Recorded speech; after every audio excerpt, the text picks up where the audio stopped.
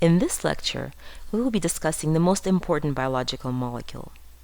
It is not one of the 4 classes of biomolecules that we introduced in the first class. It is not even an organic molecule. However, it is the most abundant molecule in all living organisms and is a universal requirement for life. Consider this: some organisms need oxygen, while others don't. Some need light, others don't. Some need organic molecules as fuel, others don't. But all of them need water.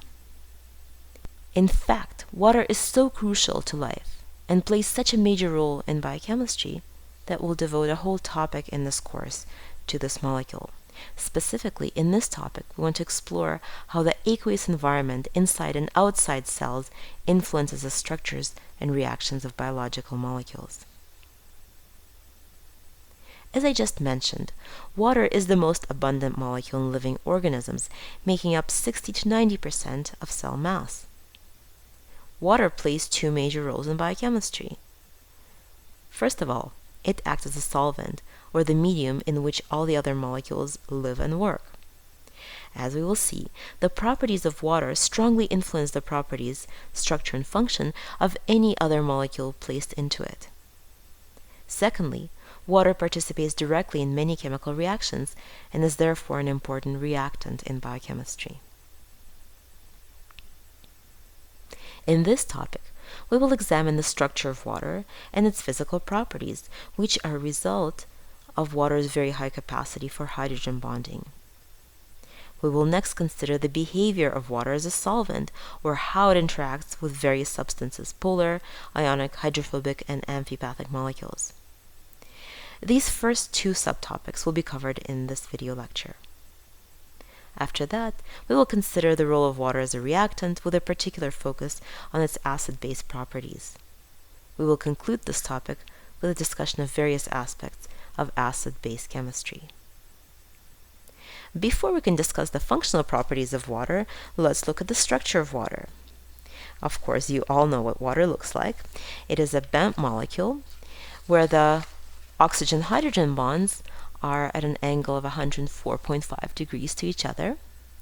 The oxygen atom also possesses 2 non-bonding electron pairs, which together with the covalent bonds to hydrogen are situated in approximately tetrahedral arrangement around the oxygen. In this figure, 1 electron pair points toward us and the other one points away from us. Since oxygen is more electronegative than hydrogen, each OH bond has a partial charge separation, with oxygen carrying a partial negative charge and each hydrogen a partial positive charge. We can represent this charge separation as dipoles in the direction of each bond. Now, since the individual dipoles are at an angle to each other, they can be added together by vector addition and result in a net dipole. Since water possesses a net dipole, it is a polar molecule. Now, just a little aside, is every molecule that contains polar bonds a polar molecule? Compare water and carbon dioxide, both of which contain 2 polar bonds. As we just saw, because in water the individual dipoles are at an angle to each other, they can be added to give a net dipole, making water a polar molecule. In carbon dioxide, each carbon-oxygen bond is polar. However, since the dipoles point in the opposite directions, they cancel each other out. Thus, there is no net dipole, which makes carbon dioxide a nonpolar molecule. So it is not just the presence of polar bonds, but their orientation that determines whether a molecule is polar or nonpolar. So how does water act as a solvent? Well, since it is a polar molecule, it will dissolve other polar or hydrophilic water-loving molecules and will not dissolve nonpolar or hydrophobic water-fearing molecules. This is, of course, intuitive. If you add some sugar or salt to this glass of water, what would happen? It would dissolve. What if you were to pour in some oil? It would not dissolve but form a separate layer. Now, let's see why this happens on a molecular level. The key to all the solvent properties of water is its high capacity for forming hydrogen bonds. It can donate 2 hydrogen bonds, and through its electron pairs, it can accept 2 hydrogen bonds in a tetrahedral arrangement. This means that compared to other molecules of similar size, water can form the most regular hydrogen bonding pattern. It will have the highest density of hydrogen bonds. Let's compare some physical properties of water and 2 other molecules of similar size, methane and ammonia. We can see that the molecular masses of all three are very similar, ranging from 16 to 18 grams per mole. However, when we compare the melting and boiling points, we see that water has by far the highest melting point and boiling point. What is the state of each of these substances at room temperature, let's say around 20 degrees Celsius? Well, both methane and ammonia are gases, and only water is a liquid. Why does water have such high melting and boiling points? Well, when a solid melts or when a liquid boils, the interactions between molecules are broken. The stronger the interactions, the more energy it takes to break them, and consequently, the higher the temperature at which the substance melts or boils. So, what types of interactions hold these three molecules together? Methane is nonpolar, so it is held together by van der Waals interactions, which, as we remember, are very weak. So it is not surprising that it melts and boils at very low temperatures. Ammonia is a polar molecule. How many hydrogen bonds can ammonia form? It can form a total of 4, 3 donated and 1 accepted. This is the same total number of hydrogen bonds as water can form. So why are the melting and boiling points for ammonia so much lower? Well, because water donates 2 and accepts 2 hydrogen bonds, it can form an arrangement with a high density of hydrogen bonds. However, because ammonia donates 3 but can only accept 1 hydrogen bond, it cannot form such a regular hydrogen bonding arrangement. As a result, the molecules of ammonia are held together less tightly than water in both the solid and liquid forms, and therefore require much less energy to pull apart. So, as we have seen, water can form many hydrogen bonds with itself, which results in its distinctive physical properties. Water has a high degree of cohesion, sticking together, and this is important for phenomena such as surface tension, which allows water insects to glide on water surfaces, or capillary action, by which plants deliver water from the ground to various tissues. As we have seen, water has high melting and boiling points and a high heat of vaporization, which is a measure of the energy required to convert water from liquid to gas. All these properties mean that water is a liquid at the temperature range required for life, which is pretty important for a biological solvent. Although each water molecule has the capacity to form 4 hydrogen bonds, in the liquid state, the kinetic energy of water molecules is comparable to the strength of hydrogen bonds, meaning that these bonds between molecules are constantly breaking and reforming. So on average, a water molecule in the liquid state forms only 3.4 hydrogen bonds. In ice, however, the water molecules are fixed in a crystal lattice where each one forms 4 hydrogen bonds to neighbors. Ice, as shown in this figure, is a regular hexagonal 3-dimensional arrangement of water molecules. In ice, all the hydrogen bonds of water molecules are satisfied. To fit into this crystalline lattice, water molecules must be spaced farther apart in ice than in liquid water. Therefore, water has a rather unusual property of expanding upon freezing, meaning that ice is less dense than water. This is biologically important since it allows ice to insulate bodies of water. Imagine, if ice were denser than water, then it would form on the bottoms of lakes and rivers, killing the aquatic life there. Since ice is less dense than water, when temperatures drop, the surface of water freezes, protecting the aquatic life below. And of course, very importantly, this allows us to play hockey on frozen lakes. Well, so far, we have used the hydrogen bonding between water molecules to explain the physical properties of water. Now let us consider how water works as a solvent. Specifically, we will look at how water interacts with 4 types of substances: hydrophilic molecules, ions, hydrophobic molecules, and amphipathic molecules. However, before we delve into the biochemistry, let me ask you a question. How do you behave at parties? Here are 4 different party scenarios. You are going to be the red circle with the X, and the other party guests are the blue circles. So in scenario number 1, you come to the party with a couple of friends, which are the other red circles, and you're all very social, so you just mingle with the other party guests. In scenario 2, you arrive with a date, shown as the green circle. You ditch your date, and you mingle with the other party guests all evening, completely ignoring your date. By the way, don't feel bad, because your date is doing exactly the same thing. In scenario 3, you arrive with a group of friends, but you're all very shy or snobby, I don't know, you can choose which one, and you just stand in the corner and talk to each other, completely ignoring the other party guests.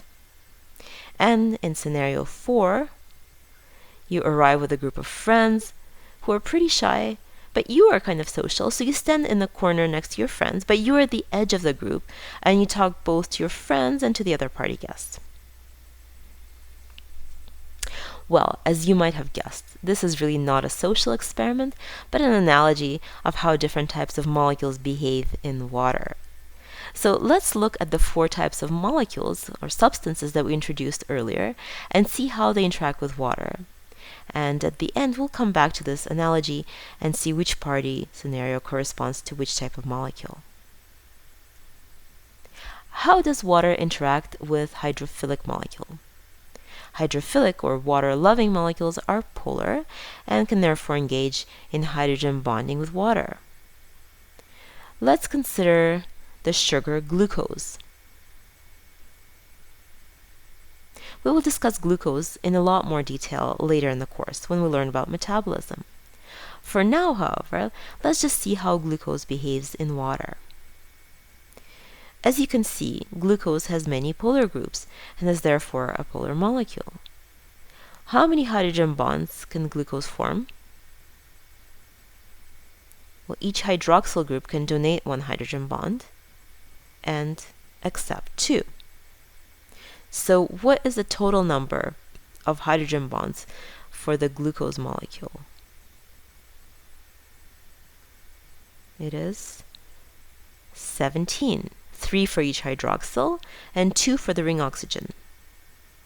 When glucose is placed in water, each of these hydrogen bonds can be made to a water molecule, since water can both accept and donate hydrogen bonds.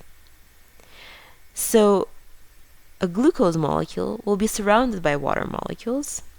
There it is, coming off the glucose crystal. And this means that glucose is dissolving in water, and therefore glucose is called a solute. Another type of solute are ions. Ionic substances or compounds that dissociate into ions in water are called electrolytes. These form favorable ion-dipole interactions with water, where dipoles of water stabilize the charges of both the positive and negative ions. And of course, this is possible because water has both positive and negative partial charges. Ionic substances dissolve in water, as shown here for sodium chloride. Our last 2 classes of molecules are hydrophobic and amphipathic. Hydrophobic means water-fearing, and these are nonpolar molecules such as fats or waxes. Amphipathic or amphiphilic, meaning loving both, these types of molecules contain both hydrophobic and polar parts. Here's an example of a very common amphipathic molecule, phosphatidylcholine, also known as lecithin. Can you see the polar portion of lecithin? It is right here. And here is the hydrophobic portion. Lecithin is a major component of cell membranes in plants and animals. If you read the ingredient list on many household products, you will likely find lecithin in anything from salad dressings to chocolate to hair conditioner. What is it doing there? We'll see in a moment. The behavior of both hydrophobic and amphipathic molecules in water is governed by the hydrophobic effect. The hydrophobic effect occurs when nonpolar molecules are placed in water. Each nonpolar molecule becomes surrounded by an ordered shell of water molecules. However, this is not the same type of shell that surrounded glucose. Recall, glucose formed hydrogen bonds with water, which was energetically favorable. However, our hydrophobic molecule cannot form hydrogen bonds with water and just constrains the water molecules in this very unfavorable arrangement. So how can this unfavorable situation be overcome? Well, the nonpolar molecules can aggregate together, cluster together, to minimize the surface area that is exposed to water, thereby decreasing the number of molecules of water constrained in the unfavorable shell. The nonpolar molecules will interact with each other here by van der Waals contacts. But the main driving force is the need to minimize the contact with water. So what do we observe when hydrophobic molecules like oil are added to water? These molecules will form droplets or a separate layer. In this figure, we see an oil spill on a body of water, and there's actually a layer of oil floating on top of water. This is called a phase separation and is governed by hydrophobic interactions or the hydrophobic effect, which, as we said, is the tendency of nonpolar molecules to cluster together in order to minimize contact with water. Amphipathic molecules are also subject to hydrophobic interactions, but only for their nonpolar parts. Their polar portions are happy to interact with water in all the usual polar ways, hydrogen bonding or ion dipole interactions.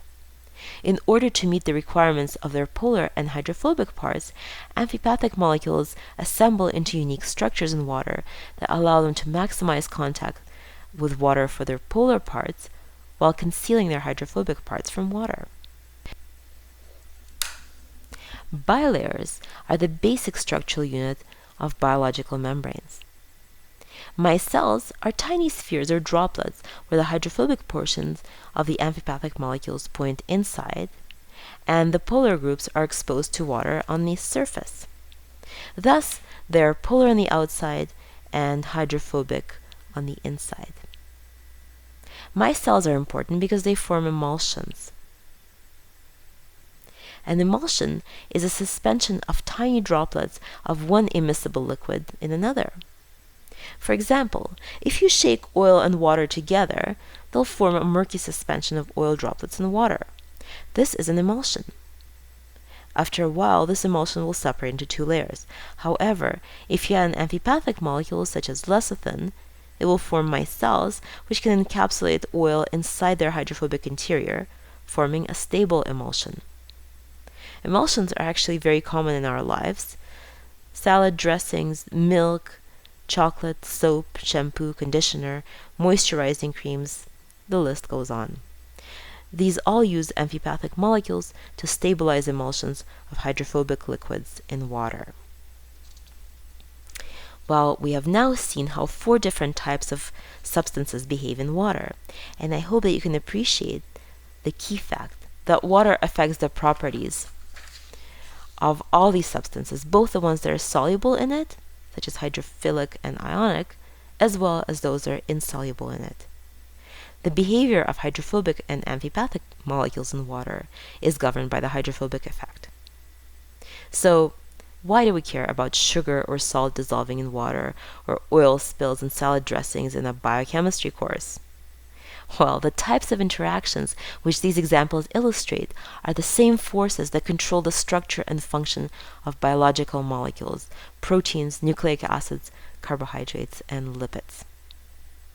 And now let's conclude by returning to our party scenarios and identifying which type of substance each one represents. In our first party, you are mingling happily with the other party guests. This represents a hydrophilic molecule dissolving in water. At the second party, you and your date are an ionic compound. Once this compound is added to water, the counter ions must dissociate and interact with water molecules by ion-dipole interactions. At the third party, you and your friends are hydrophobic molecules, and your little group in the corner represents a phase separation. At the fourth party, you are an amphipathic molecule interacting with both your hydrophobic friends and the other party guests, just like an amphipathic molecule stabilizes an emulsion of oil and water.